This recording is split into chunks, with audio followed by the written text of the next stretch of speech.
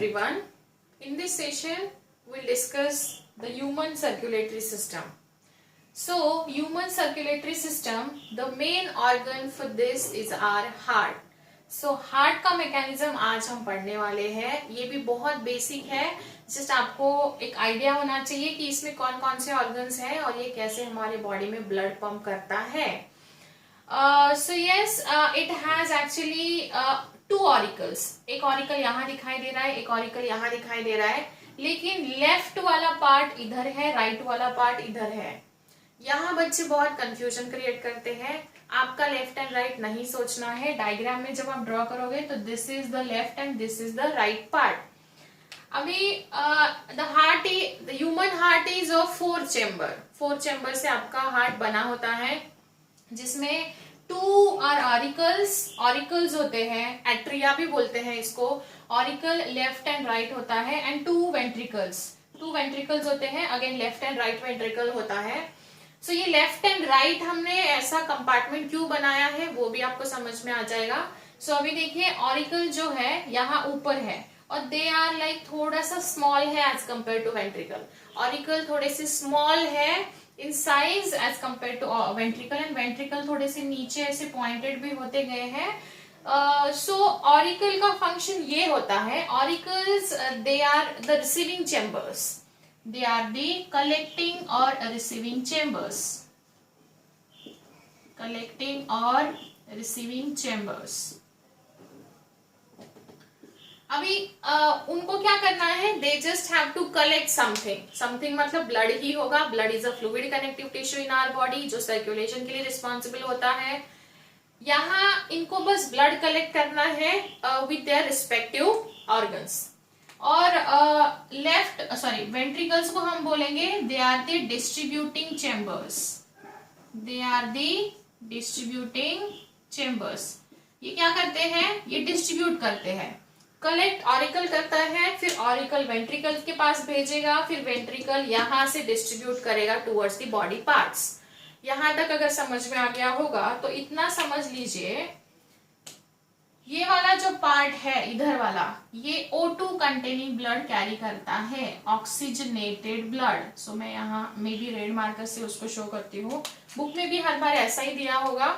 जो कि oxygenated part होगा वो रेड से दिखाया जाता है, और डीऑक्सीजनेटेड पार्ट मतलब it has number of impurities और उसको प्यूरिफिकेशन के लिए हार्ट एंड लंग्स के पास भेजा जाता है. वो ब्लूइश या थोड़ा सा ग्रीन कलर में दिखाया रहता है बुक में.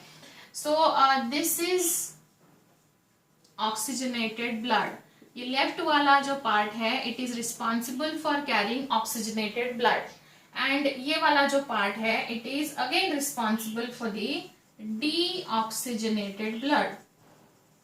डीऑक्सीजनेटेड ब्लड मतलब it is not rich in oxygen but rather than CO2 या नंबर ऑफ इम्प्योरिटीज जो हमारे बॉडी में बिल्ड हो रही है उनको प्यूरिफिकेशन के पास अगेन टुवर्ड्स लंग्स लेके जाना, ये होता है डीऑक्सीजनेटेड का मतलब. सो ये इम्प्योर ब्लड है. This is impure blood. Deoxygenated blood.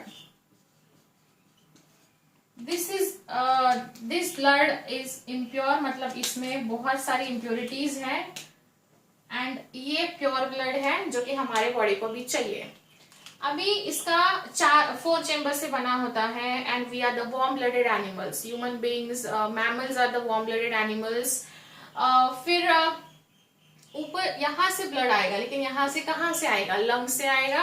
सो यहाँ से लंग से ऊपर से ब्लड आएगा, ऑक्सीजन कंटेनिंग ब्लड आएगा, वो यहाँ भेजा जाएगा. सो मैं अभी इसका थोड़ा सा ये थोड़ा सा 3D स्ट्रक्चर अज्यूम करिए. मतलब लाइक अभी आप बोलोगे मैडम यहाँ तो कनेक्शन नहीं है, लेकिन उसको 3D स्ट्रक्चर अगर अज्यूम करोगे तो इसका कनेक्शन यहाँ समहाउ पीछे से इसको आया है. तो मैं यहाँ 2D ड्रॉ कर लेती हूँ अभी. सो ये यहाँ ब्लड लेके आएगा, लेकिन ब्लड कौन सा लेके आएगा? प्योर ब्लड लेके आएगा, और जो कि O2 कंटेनिंग ब्लड है. सो ये लेके आएगा O2 कंटेनिंग ब्लड. सो जब ये O2 कंटेनिंग ब्लड रिसीव करेगा तो ये खाली नहीं बैठेगा. This is also has a responsibility to collect the DO2 blood. तो ये तो ऊपर लंग से आ रहा था. मैं इसको थोड़ी देर के लिए साइड से ह्यूमन फिजियोलॉजी का नेम हटा रही हूँ यहाँ से. ये यहाँ लंग्स है.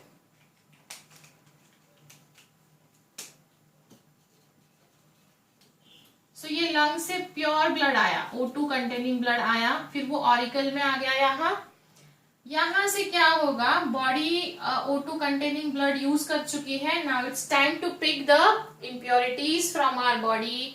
सो ये होता है superior vena cava, superior vena cava. ये सुपेरियर मतलब ये ऊपर वाले पार्ट का जो भी इम्प्योरिटी है कलेक्ट करेगी, लाइक हार्ट हमारा ये वाले एरिया में होता है, सो ऊपर का पार्ट मतलब ब्रेन होगा, यहाँ का जो भी इम्प्योरिटीज है ये वाला पार्ट कलेक्ट करेगा सुपेरियर। और देखो हमेशा याद रखो इसका जो ये आउटलेट है ये ऐसे ऊपर होना चाहिए, और ये जो है इधर का इसका ऐसा डाउनवर्ड होना चाहिए।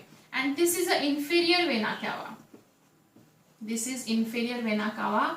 सो ये नीचे वाले लाइक जो भी लोअर एब्डोमेन है, स्टमक है, वहां से इम्प्योरिटीज को कलेक्ट करेगा, और ये दोनों रिस्पेक्टिव उनका फंक्शन परफॉर्म करके यहाँ DO2 ब्लड को लेके आएंगे। दिस ऑरिकल का काम तो कलेक्ट करना है, तो ये भी ऑरिकल कलेक्ट कर लेगा, तो ये ऑरिकल भी कलेक्ट करेगा डीऑक्सीजनेटेड ब्लड।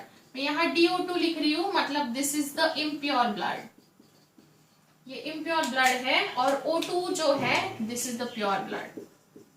आ गया हमारे हार्ट में, ऑरिकल में। अभी क्या होता है, दोनों ने कलेक्ट कर लिया एट द सेम टाइम, दोनों कलेक्ट कर लेती है, और जब ये कलेक्शन पूरा हो जाता है तो यहां से वो ब्लड को पोर किया जाएगा, अगेन ये यहाँ पोर किया जाएगा, वो वहां पोर किया जाएगा। अभी ये पैसेज जो है यहाँ वॉल्व्स होती है, वॉल्व्स मतलब जैसे अगर आपने टैप ओपन किया तो टैप ओपन करते ही उसमें से पानी आता है, वैसे यहाँ होता है। मतलब आप बोलोगे मैडम ये तो ऐसे कभी भी आ सकता है, नहीं, यहाँ वॉल्व्स होती है। यहाँ वॉल्व जो होती है इसका नाम है बाइकस्पिड वॉल्व, बाइकस्पिड वॉल्व। और यहाँ भी एक वॉल्व होगी जिसका नाम होगा tricuspid valve, bicuspid and tricuspid. So क्या होता है, ऑरिकल को जब ब्लड को पोर करना है इन द वेंट्रिकल, तभी वो वॉल्व्स ओपन हो जाएगी, और वो जो रिस्पेक्टिव ब्लड है जो O2 एंड DO2 कंटेनिंग, वो यहाँ आ जाएगा। सो ये ब्लड आ गया, ये DO2 कंटेनिंग ब्लड यहाँ आ गया, एंड यहाँ O2 कंटेनिंग ब्लड आ गया, this is O2 containing. Now अभी आप सोच रहे होंगे ये वॉल्व्स का फंक्शन क्या है। Once the this DO2 and O2 blood is getting poured here in the ventricle part, ये वापस बंद हो जाता है, वो बस वो जो ब्लड को पोर करने के लिए ही खुलता है, एंड फिर ये ओपन हो क्लोज हो जाएगा। So it prevents the back flow of the blood, ये वापस ब्लड पीछे भी जा सकता है, सो हार्ट के मैकेनिज्म में डिस्टर्बेंस कॉज हो सकता है, इसलिए now it has close now, जैसे ही ब्लड पोर होता है और यहाँ वो आ गया, सो ये बैक फ्लो प्रिवेंट करेगा। अब ये वेंट्रिकल में आ चुका है, वेंट्रिकल का काम था डिस्ट्रीब्यूटिंग चेम्बर्स, अभी इसको डिस्ट्रीब्यूट भी तो करना है। सो अभी डिस्ट्रीब्यूट कैसे करेगा, ये जो है यहाँ से ये एवोर्टा होता है, यहाँ एवोर्टा होता है, यहां से वो लेके जाएगा towards body parts, body parts को लेके जाएगा, वो जो हमें ऑक्सीजन चाहिए अभी, और यहां से वो लेके जाएगा towards lungs for the purification, यहां से वो लेके जाएगा, एरो पे ध्यान दीजिए, यहाँ नीचे एरो है रेड वाला, बिकॉज ये बॉडी पार्ट्स में जाने वाला है, बिकॉज वो प्योर है, बॉडी को ऑक्सीजन चाहिए, सो वो यूज करेगा बॉडी। और वो जो यूज वाला ब्लड था ये, वो वापस बॉडी ने पिक किया था, इधर लाया, इधर पोर करके उसको ना अभी वो लंग्स में वापस प्यूरिफिकेशन के लिए लेके जाएगा। सो ये जो साइकिल है ये ऐसे ही घूमता रहता है, इधर प्योर आएगा, ये यहाँ ऐड करेगा, पोर करेगा, ये वापस जाएगा, फिर यहाँ से वापस पिक किया जाएगा यहाँ, एंड फिर वो यहाँ पोर करके यहाँ से वापस लंग्स में लेके जाया जाएगा। सो ये बहुत बेसिक चीज है, इसको याद रखिए। अगर आपको ये समझ में आ गया होगा तो आपको हार्ट का स्ट्रक्चर समझने में या उसके क्वेश्चन सॉल्व करने में कोई दिक्कत नहीं आएगी। हमने बहुत बेसिक स्ट्रक्चर पढ़ा है इसका, हमने वर्किंग और मैकेनिज्म ऑफ हार्ट नहीं पढ़ा है। इतना पढ़ लीजिए, for NDA and SPI is more than enough. So I hope you have understood the structure of heart. ये 10th स्टैंडर्ड तक हो ही चुका होगा।